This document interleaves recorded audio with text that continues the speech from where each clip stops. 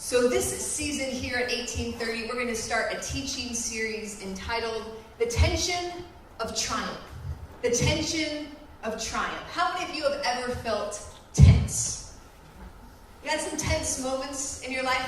Come on, you know the feeling. Blood pressure rising, muscles tightening, headache pounding. Those moments in our lives that we just feel tense. We feel the tension. You know, I think a lot of us have different words to describe this tension. Some of us call it stress, right? Stressed out because the bills are piling up and the bank account is going down, right? Stressed out because we're sitting in traffic on the 405, right? It's tension in our lives. Or maybe we call tension pressure. Pressure to get good grades in school. That's tension. Pressure to get that promotion at work. There's tension. Pressure to fit in or to earn someone's approval. It's tension. Or perhaps our description of tension is anxiety. Anxiety. We get anxious because we get that report from the doctor that isn't good. It's causing tension. We think, what if this happens? Or what if that happens? Or what if this doesn't happen? Or what if that doesn't happen? It's anxiety. It's fear. It's tension. Maybe we have this anxiousness towards the future, towards the unknown, causing tension in our lives. Or perhaps we label tension as frustration. Come on, anybody ever get frustrated in here? We all have that person in our lives that drives us crazy, right? That gives us that headache, that makes us frustrated. There's unresolved tensions in our lives, and perhaps it's an internal struggle. It's an internal war going on that's causing this frustration, that's causing this tension. And all of us are going to experience tension in some shape or form. And see, there's always going to be tension in between the problem and the promise. So the problem is, my bank account is overdrawn. But the promise is, my God shall supply all my needs. And in between the problem and the promise, there's tension. See, the problem is the doctor's report says it's fatal. But the promise is God's word. It says, by his stripes we are made whole. But in between the problem and the promise, you're going to find tension. You're going to find this place of pressure, of stress, of anxiety, of tension. And here's the thing. The tension's not going away. I know you didn't come to 1830 tonight to hear that. But it's the truth. Jesus himself actually told us that we were going to experience some struggles, some tensions, some pressures, some anxieties in this life. John chapter 16, verse 33. John chapter 16, verse 33, it says, these are the words of Jesus. These things I have spoken to you so that in me you might have peace. In this world you will have tribulation. What's tribulation? It's the tension. It's the frustration, it's the stress, it's the pressure. In this world, you will have tension, but take courage. But take courage, for I have overcome the world.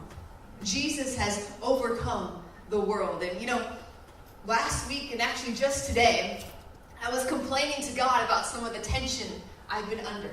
I've been crying out to him and I'm saying, God, I thought I was past this tension. I thought I was past this frustration. I thought I was past this stress. I thought this season of hurt and brokenness was over. I don't like it. But there's good news. There's good news. Because Romans chapter 8, verse 37 tells us, despite all these things, despite all these tensions, despite all these anxieties, despite all these pressures, despite all these things, overwhelming victory. Somebody say victory. Victory. Overwhelming victory is ours through Christ who loved us. You see, God wants to give us triumph in our tension. Despite all these things, there is victory. Despite all these tensions, there is triumph. And in fact, I believe that triumph only comes in the context of tension. Triumph only comes in the context of tension. That's good. See, if there's no tension, there's no triumph. Gotta stay with me. If there's no tension, there's no triumph. Everybody wants the victory. Everybody wants the successful life. Everybody wants the healing. Everybody wants the bank account full. But nobody wants to deal with the tension. Right. Nobody wants to deal with the tension. But if you never deal with the tension, you'll never experience the triumph. So what's tension? What is tension? I looked it up in the dictionary, and the definition of tension means the state of being stretched or strained. The state of being stretched or strained. See, tension, it stretches us. It strains us. It stretches us. It strains us. You ever been stretched before? You ever been strained? That's the tension. And you know what? It's a good place to be. It's a necessary place to be. It's actually a safe place to be. And I know it doesn't feel like it. I know it hurts, but I want to help reframe our idea of tension. I want to give us a new perspective on what it means to be stretched, on what it means to be strained, and why we have to have tension in order to have triumph. So I have a scripture for us, Philippians chapter 3. Philippians chapter 3, verses 13 and 14. Now remember, tension means the state of being stretched or strained. Look what the Apostle Paul says. Brothers and sisters, that's you and me. Brothers and sisters, I do not consider myself to have yet taken hold of it. What is it? He's saying, I haven't arrived yet. I'm still dealing with stuff. I haven't reached the mark yet. I do not consider myself to have yet taken hold of it. But one thing I do, forgetting what is behind and straining towards what is ahead. That's the tension. That's the stretch. That's the strain. That's the tension. He says, I forget what is behind, and through tension, I strain towards what is ahead, and I press on towards the goal to win the prize. There's the triumph. To win the prize for which God has called me heavenward in Christ Jesus. Through the tension, he strains and he stretches and he presses on to win the prize, to find the triumph, to get the victory available to us in Christ. You see, it's in the stretch, it's in the strain, it's in the tension that you're going to find the triumph. So I want to propose to you tonight, what if tension is actually not the enemy? What if tension is actually not the bad guy in the equation? What if tension is actually the environment in which you find your triumph? What if tension is the place that God uses to develop your potential, to unlock your purpose, to ignite your passion? Yeah. And I want to be clear, God does not cause the pain. We serve a good Father. Every good and perfect gift comes from above. But we have a real enemy out there. And we live in an imperfect world with imperfect people. And that's where all the drama comes from. Stuff happens in this world, not by God's causing, but by the enemy. But here's the good news, and that is God doesn't waste a thing. He has a plan to redeem your tension. He's built into the fabric of the universe a tension of triumph. A tension of triumph. And so tonight, I want to illustrate this by using a violin string. The violin was the first instrument I learned to play. I was 4 years old, and I have here one of my violin strings. This string right here was designed to make sound. It was designed to release a sound. This string has a unique sound, a distinct sound, an important sound. But I got a problem. Right now, it's not making any sound. There's no music. There's no sound. It's not living up to its potential. It's not doing what it was designed to do. You know why? The only way this string will ever produce music is if it's placed under tension and stretched tight. You see, this string was designed for tension. This string is useless unless it is stretched. This string can't do what it was created to do unless it's placed under tension and stretched tight.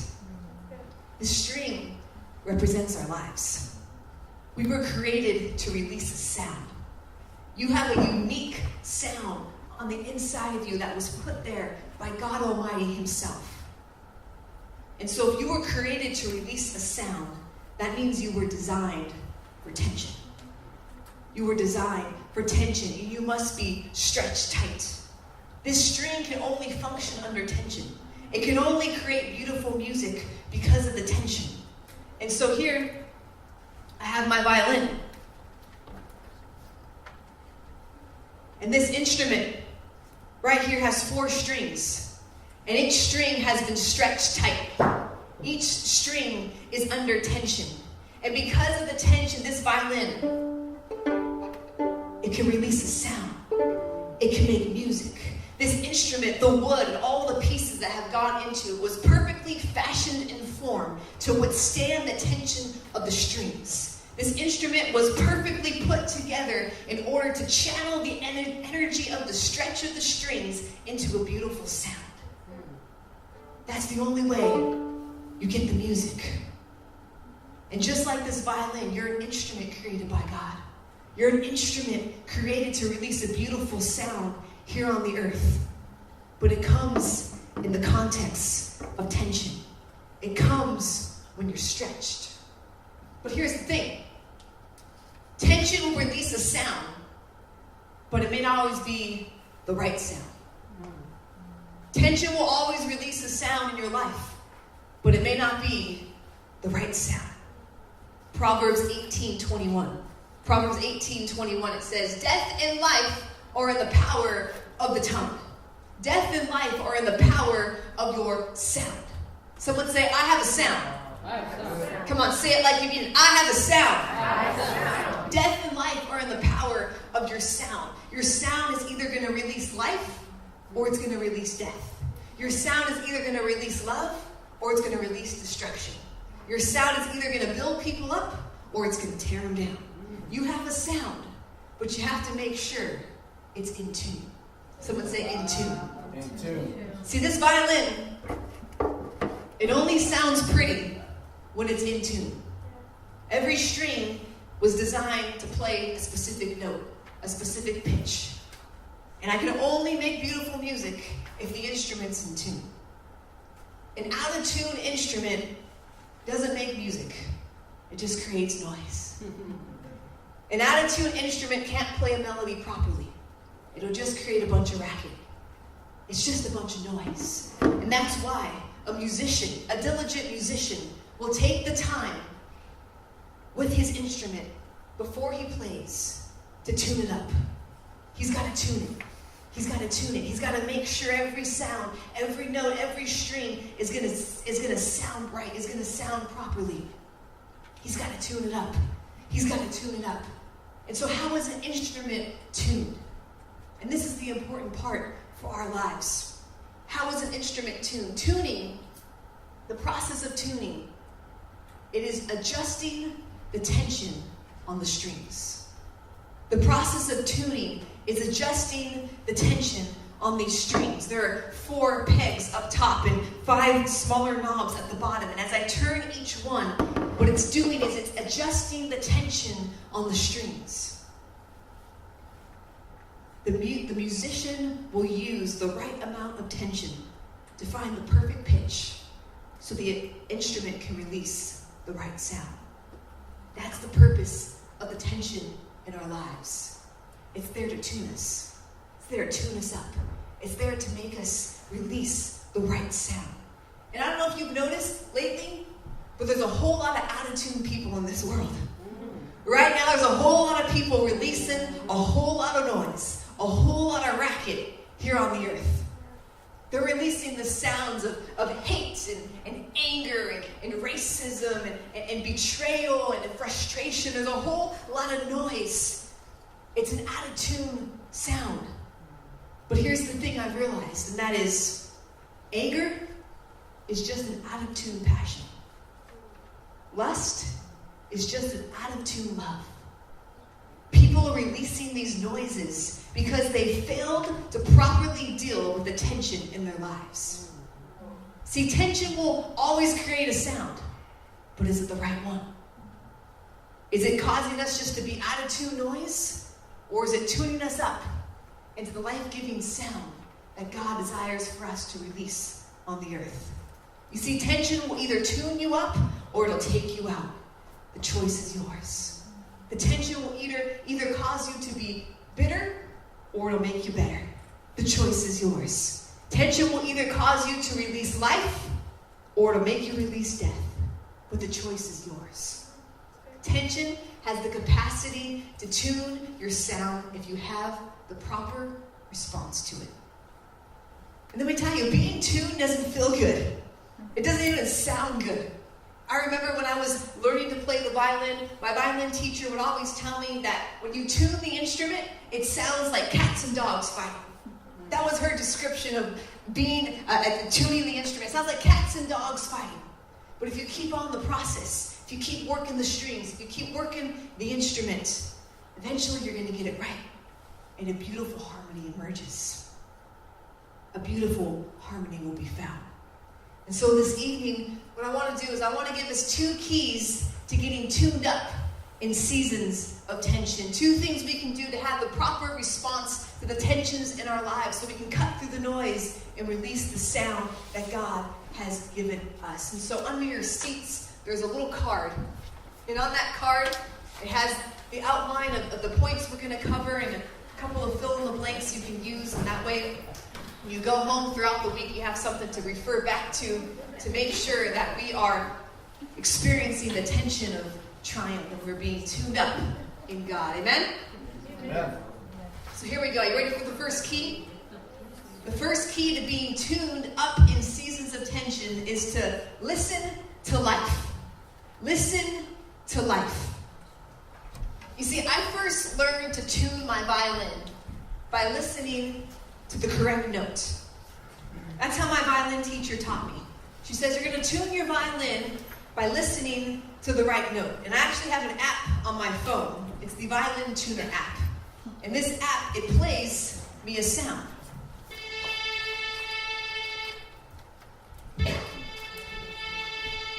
This is the perfect sound. This is the proper pitch. This is the right tone. And my job as a musician is to make my violin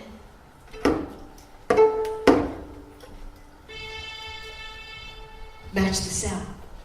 My job is to make my instrument match the sound that I hear. And so the tuning process in our lives starts with what you hear. The tuning process will always start with what you hear. And so the question is, what are you listening to? Who are you listening to? What sounds have access to your heart? Because whatever you listen to, you'll eventually be tuned to. Whatever you listen to, you'll eventually be tuned to. Whatever you listen to, you're eventually going to release in your own sound. And there are all kinds of voices demanding our attention. Come on, you got the voices of your own friends and family. You got the voices of the news media. You got the voices of politically correct culture. You got the voices of your own internal emotions. You have all these voices that have an opinion on how you should live your life, how you should respond to the tension. But not all of these voices will bring forth life. You can't always trust the opinion of your friends and family. You can't always trust the opinion of the media. You can't even always trust the opinion of your own emotions. Somehow we have to tune our ears to life. We have to tune our ears. We have to find that perfect pitch, that right note, so that we can be tuned to it. So here's the thing. You can hear something, but you don't have to listen to it. You can hear something, but you don't have to listen to it. Come on, I know all of you as kids did this. Your mom said to go clean your room, and you heard her, but you didn't listen. Come on, all of us as kids, at some point, we heard things. We heard what the teacher said, but we didn't listen. And somewhere along the line, we have lost the art of hearing, but not listening. See, the noise isn't going to go away.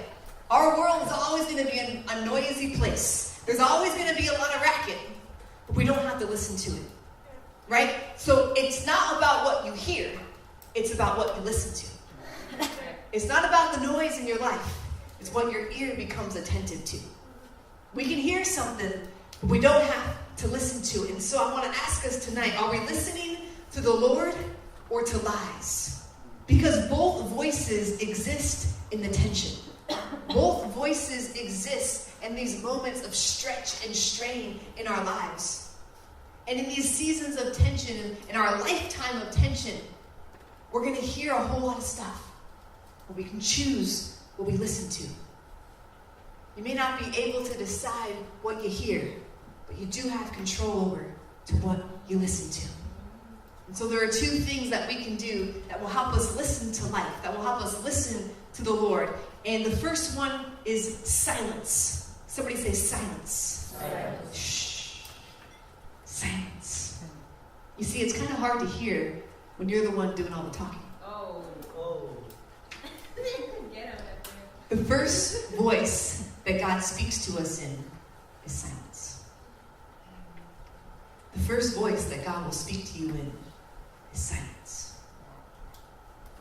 Mother Teresa said, "I always begin my prayer in silence, for it is in the silence of the heart that God speaks." And so when I say silence, I'm not talking about an external silence. I'm talking about an internal silence.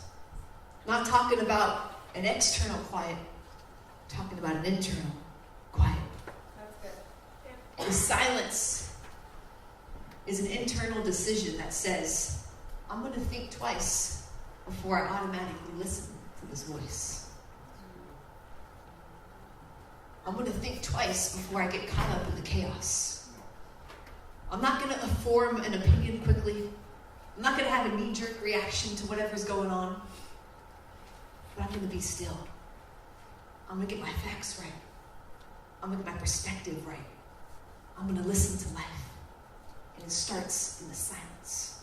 It starts in the quiet of our hearts. It starts in the first couple of moments when you wake up in the morning. Instead of jumping out of bed and rushing through your day, you're still and you know that He's God. Because from the moment you get out of bed to the moment you get back in at night, there's going to be thousands of millions of voices creating noise, demanding your attention. You have to have the capacity to disconnect yourself from those things. Not seal yourself up in a plastic bubble and plug your ears all day long. No, we're real people in a real world. But on the inside, we can have silence. And we can hear things, but choose what we listen to. And we're going to listen to life in the silence. That's the first part of it. The second part is Scripture. Scripture. So it's silence and it's Scripture. The Bible is the literal words of God. You want to know what God sounds like? Pick up the book. You want to know what He's saying? Open the app on your phone. When you read the Bible, you're learning how to recognize His voice. Because there are so many voices in this world. How do you know which one's God? There's so many voices in your own head. How do you know which one is God's? You know how a bank teller learns to spot a counterfeit bill? See, counterfeit money can look all kinds of millions of different ways. The bank teller has no way to study every single counterfeit bill because counterfeiters are coming up with new ways to do it all day long. So you know what that bank teller does? They get the real thing. They get that real $20 bill and they study it. They memorize it. They rub it. They know how it looks, how it feels, how it smells. They know everything about that $20 bill. They become so well acquainted with that piece of currency that the minute a counterfeit comes in, they know. Because they know the real thing. They know truth. And that's what reading the Word does. That's what reading our Bibles does. It makes us so well acquainted with truth, so well acquainted to the voice of God. You know the tone of His voice. You know the nature in which He says things. And the minute another voice pops up, you know, wait a minute, that's not God. Because I know His voice. I know what He sounds like. I know the still small whisper in the night. I know the shout through the chaos. Because I've been reading. I've been studying. And yeah, it doesn't make sense all the time. Yeah, I don't get everything, but I'm going to read it. I'm going to feed myself because it's getting in my spirit and it's stirring. It's doing something. Yeah, my head might not get every single word, but my heart's getting every single thing. And when the other voices, when the noise rises in our lives, we're going to be able to cut through that and hear the voice of God because we know it so well. Get to know the Word, and you'll always be able to spot the lie. Get to know Jesus in the Bible, and you'll always be able to spot the counterfeits that arise in your life. This is how we get tuned up. This is how we turn tension into triumph. It's by infusing ourselves with the word. It's by getting into a habit, even when you don't feel like it, because all the wisdom you need is in the word. The word is life itself. You want to listen to life?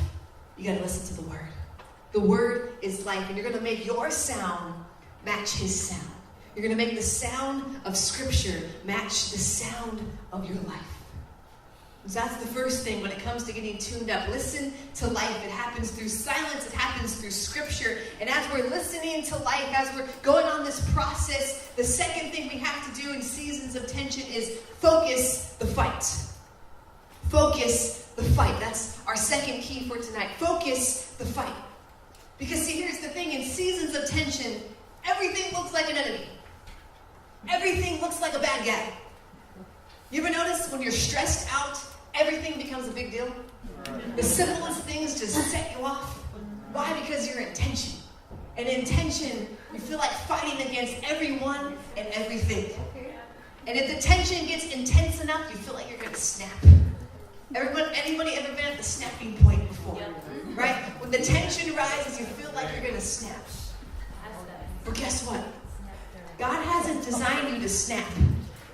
He designed you to stretch. God has not designed you to snap. He designed you to stretch. And tension is not meant for you to snap. Tension is meant for you to stretch. And so you have to focus the fight. You have to focus the fight. You have to make the tension work for you and not against you. You have to make the tension work in your favor and not in opposition to you. You have to fight it God's way. God fights through two things. He fights through our stretch, and he fights through our sound. God fights through your stretch and through your sound. Let me talk about the stretch. The way you fight through tension is by submitting to the stretch. You got to submit to the stretch. Because see, if you fight against the tension, you're going to snap. If you resist what God wants to do in you and through you, you're going to snap. But if you submit to the stretch, if you submit to the process, he's going to tune you. He's going to stretch you. Yeah, I might feel like a strain. Yeah, I might feel like a stretch. But it's in that process of submitting that he tunes you. Because if you fight against it, you'll snap. Remember, tuning is the process of adjusting the tension on the strings. It's the process of stretching these strings till they make the right sound. And it is a process. See, I don't have a button to push on my violin that will instantly get it into tune. There's no button. I got to sit here with this instrument and I got to turn the little knobs. I got to listen to life. And then I got to stretch a little bit. And I got to listen to life. And I got to stretch a little more. And I got to listen to some more life. And I got to stretch a little more. And I got to listen to life. And I got to focus the fight. And I got to listen to life. And I got to focus the fight. It's a process. It's an ongoing, continual, daily process that never ends because the tension's not going away. So the stress is not going to go away. So you got to keep on stretching. You got to keep on straining. You got to keep on pressing towards the mark to win the prize of the calling of Christ Jesus. That's the triumph in the tension. It's a process of stretching. It's a process of straining. It takes time. It takes commitment. It takes endurance. And there will be pain. I'm not going to sugarcoat this thing. Come on, there's going to be pain. There's going to be uncomfortable moments. And it's going to get frustrating. Come on, it's going to get frustrating. Frustration causes us to lose our focus. Frustration will always cause you to lose your focus. And when that happens, you start fighting against the wrong things in the wrong way. Come on, you start getting into arguments that get you nowhere. You start posting stuff on Facebook that just stirs up trouble. You're frustrated, so you're fighting the wrong things in the wrong ways. And we get so busy fighting everything out there that we never get tuned up in here. Come on, I've done this so many times where I've been in a process of stretching, process of straining. I remember this one time I was driving to work and parked my car and I'm sitting there. The frustration's rising. I want to take matters into my own hands. I want to make this stuff happen. I want to have that conversation. I want to call that meeting. I want to set these people straight. And I'm frustrated and I'm broken and I'm confused. And I think I'm doing it right because on the outside I'm doing things God's way. I'm having the proper responses to things. But my frustration level was rising. And I'll never forget, in the moment of that tension, my friend calls me and she says, Marissa, what's going on? What are you doing? And so I tell her a little bit of what's happening. She says, Marissa, you got to figure out what you're fighting in your own strength. You got to stop it. You got to stop it. And what she was saying is, you got to focus the fight. You're fighting against all the right things, but it's in the wrong way. And I may have had the right responses on the outside, but I was resistant on the inside. I may have been going through the motions on the outside, but on the inside, I was not submitting to the process and allowing God to tune my heart. And so if we're so focused on what's happening out here, we're never going to get tuned up in here. Because tension is not about what's going on out here. It's about what's going on in your heart. You got to focus the fight. You got to submit to the stretch. The war is for your soul. The war is for your heart. Focusing the fight is about embracing the deep internal stretch. The deep internal stretch. Come on, we all got places in our hearts that we don't like to go. We all got memories in our minds that we don't like to think about. But that's where the fight is. That's where the fight is. That's where the stretch is. That's where the strain is. And that's where we need to be tuned by God. That's where the triumph of the tension is found. Because it's so easy to deal with the tension on the outside. Blame your mom, yell at your coworker, ignore your friends, post it on Instagram. We're coping with the tension, but it's all out here. It's all surface layer. Doesn't cause much of a stretch or a strain. But if you take your focus off all that noise, you focus the fight on the internal stretch, you'll realize that God wants to stretch you from blame to taking responsibility. He wants to stretch you from reacting to responding in love. He wants to take you from pride, stretch you to humility. He wants to take you from hurt and stretch you into forgiveness. God wants to take you from death and stretch you into life.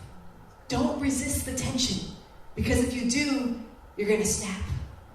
Don't resist it. Submit to the stretch.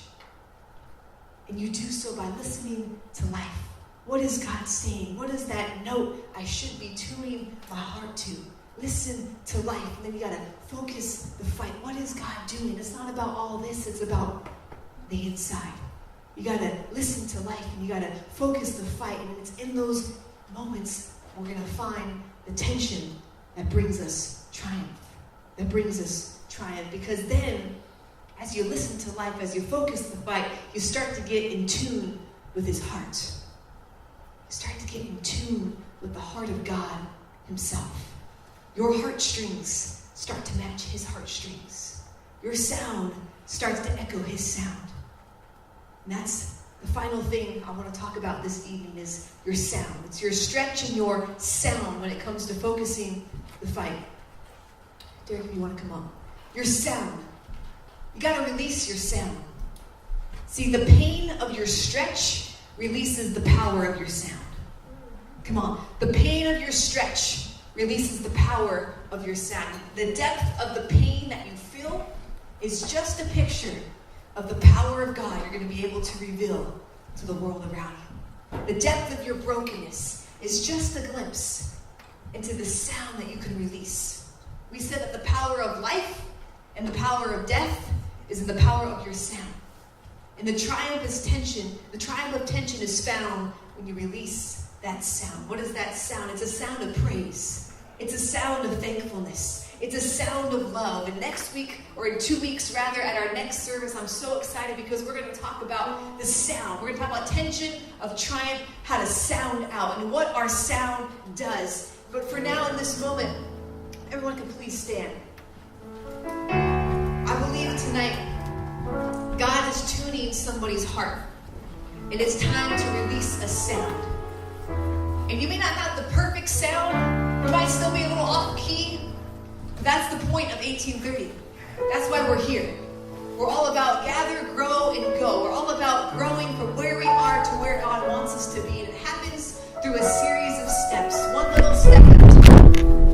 And so tonight, I want to remind you that the strongest of addictions, the strongest of stresses and pressures, the strongest trials in our life, they come crumbling down when the sound goes forth. There's a story in the book of Acts found in the Bible. It's of two men. Their names are Paul and Silas.